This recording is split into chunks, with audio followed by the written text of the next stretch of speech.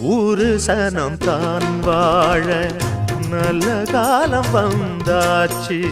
நேத்து வர நாம் பார்த்த துன்பம் யாவும் போயாச்சு. வீடு வர ஆத்து தண்ணி வந்து தாகம் தீந்தாச்சு. வீதியெல்லாம் பள்ளி கூட பெல்லு ஓச கேட்டாச்சு. இல்லாம இங்க கிடையாது பொல்லாப்பு நம்ம